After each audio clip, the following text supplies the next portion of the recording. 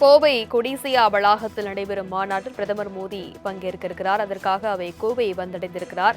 இது பற்றிய மேலும் விவரங்களை எமது செய்தியாளர் மணிகண்டன் விவரிக்க கேட்கலாம். வணக்கம் மணிகண்டன்.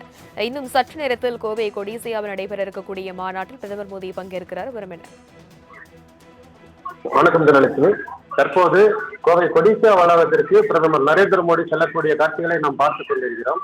அதாவது கோவை மாநகரில் நடக்கக்கூடிய விவசாயிகள் மாநாட்டை தொடங்கி வைப்பதற்காக பிரதமர் நரேந்திர மோடி தற்போது கோவை வந்திருக்கிறார். அவர் கோவை விமான நிலையத்திலிருந்து ரோட் ஷோவாக அந்த விழா நடைபெறக்கூடிய கொடிசியா வளாகம் செய்து கொண்டிருக்கிறார். சென்று கொண்டிருக்கும் சாலையின் இரு பக்கமும் பொதுமக்கள் திரண்டு அவரை வரவேற்கும் காட்சிகளை நாம் பார்த்துக் கொண்டிருக்கிறோம். பொதுமக்கள் கரங்களில் மலர் தூவி வரவேற்கிறார்கள். பல்வேறு கூட்டணி கட்சி நிர்வாகிகளும் பாரதிய ஜனதா கட்சியினரும் திரண்டு அவரை வரவேற்கக்கூடிய காட்சிகளை நாம் பார்த்துக் கொண்டிருக்கிறோம். மோடியின் வாகனமானது அந்த ரோட் ஷோவில் மெதுவாக ஊர்ந்து செல்லக்கூடிய நிலையில் பொதுமக்கள் உற்சாகமாக கையசைத்து வரவேற்கிறார்கள். அவரது வாகனத்தின் மீது மலர்களை தூவுகிறார்கள். பிரதமர் மோடி பொதுமக்களை பார்த்து கையசைத்துக் கொண்டே அந்த வழியை வந்து கொண்டிருக்கிறார். இன்னும் சற்று நேரத்தில் கோவையில் இயற்கை வேளாண் மாநாடானது தொடங்குகிறது. விவசாயிகளுக்கு 6000 ரூபாய் ஆண்டுக்கு வழங்கக்கூடிய உதவித்தொகையானது சற்று நேரத்தில் பிரதமர் மோடி வழங்க இருக்கிறார். அதாவது இயற்கை வேளாண் மாநாட்டை தொடங்கி வைக்கும் அவர் புட்டபர்த்தியிலிருந்து சற்று நேரத்திற்கு முன்பாக விமான நிலையம் வந்து சேர்ந்து தற்போது ரோடு ஷோவில் வந்து கொண்டிருக்கிறார். இந்த விவசாயிகளுக்கு உதவித்தொகை வழங்கும் நிகழ்ச்சியில் 21வது தவணையாக 9 கோடி விவசாயிகளுக்கு 18,000 கோடி உதவித்தொகையை பிரதமர் மோடி வழங்கி சிறப்புரையாற்ற இருக்கிறார். இந்த திட்டத்தின் கீழ் தமிழ்நாட்டில் மட்டுமே 21,80,000 விவசாயிகள் பயனடைகிறார்கள். இது தவிர கோவை மாவட்டத்தைச் சேர்ந்த 44,837 விவசாயிகள் பயனடைகிறார்கள். மேலும் விவசாயத்தில் சாதனை படுத்த விவசாயிகளுக்கு விருதுகளையும் பிரதமர் மோடி வழங்குகிறார். அதன் பிறகு இயற்கை விவசாயம் செய்து வரும் விவசாயிகள் மற்றும் விஞ்ஞானிகளுடன் அவர் கலந்துரையாடுகிறார். தொடர்ச்சியாக இயற்கை விவசாயிகள் சார்பில் அமைக்கப்படும் அரங்குகளில் விவசாய உற்பத்தி பொருட்களை பார்வையிடுகிறார். இந்த நிகழ்ச்சிக்காக வந்து கொண்டிருக்கக்கூடிய பிரதமர் மோடி அவிநாசி சாலையிலிருந்து கொடிசியா செல்லக்கூடிய சாலையில் அவர் கான்வாயில் வரக்கூடிய காட்சிகளை நாம் பார்த்துக் கொண்டிருக்கிறோம்.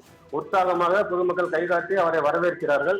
இது தவிர இரு பக்கத்திலும் இருக்கக்கூடிய பொதுமக்கள் அவரது வாகனத்தை பார்ப்பதற்காக கூட்டத்தை முந்திக் கொண்டு ஓடும் காட்சிகளும் நாம் பார்க்க முடிகிறது. பாதுகாப்பு படையினர், மோடியின் தனி பாதுகாப்பு பிரிவினர் அவர்களுடன் சூழ்ந்து வந்து கொண்டிருக்கிறார்கள். மோடியின் கான்வாய் வாகனமானது கொடிசியா வளாகம் செல்லக்கூடிய சாலையில் வரக்கூடிய காட்சிகளையும் பொதுமக்கள் ஏராளமானவர்கள் திரண்டு கைகளில் மலரை வைத்துக் கொண்டு உற்சாகமாக வரவேற்கிறார்கள். அவர்கள் மோடி வாழ்க, பாரத மாதா கி ஜெய் என்ற கோஷங்களுடன் வரவேற்கும் காட்சிகளையும் கூட்டணி கட்சியினர்கள் கொடிகளை காட்டிக் கொண்டு அவர்களது துண்டுகளை காட்சிகளையும் நாம் பார்க்க முடிகிறது. இந்த மோடியின் வருகையொட்டி கோவை மாநகரமே முழுமையாக போலீஸ் கட்டுப்பாட்டுக்குள் கொண்டு வரப்பட்டு ஏராளமான போலீசார் குவிக்கப்பட்டிருக்கிறார்கள். கோவையில் மட்டும் 3000 போலீசார் பாதுகாப்பு பணியில் ஈடுபட்டிருக்கிறார்கள்.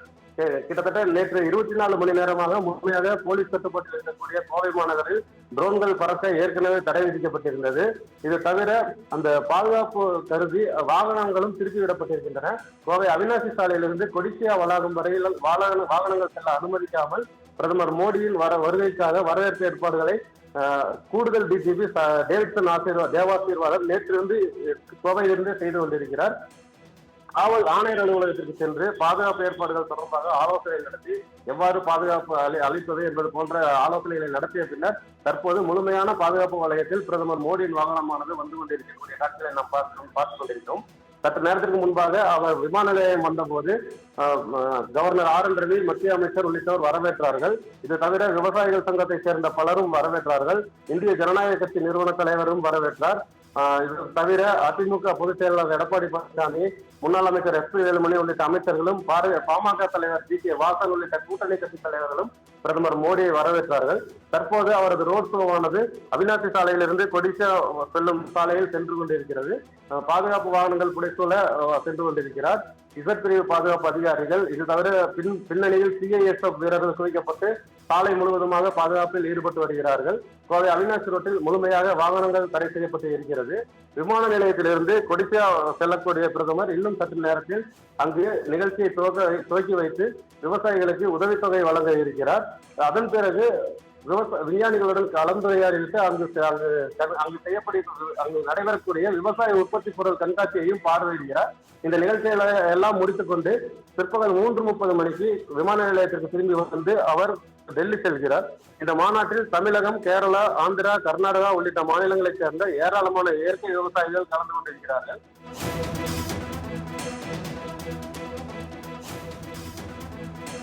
விவரங்களுக்கு நன்றி மணிகண்டன்.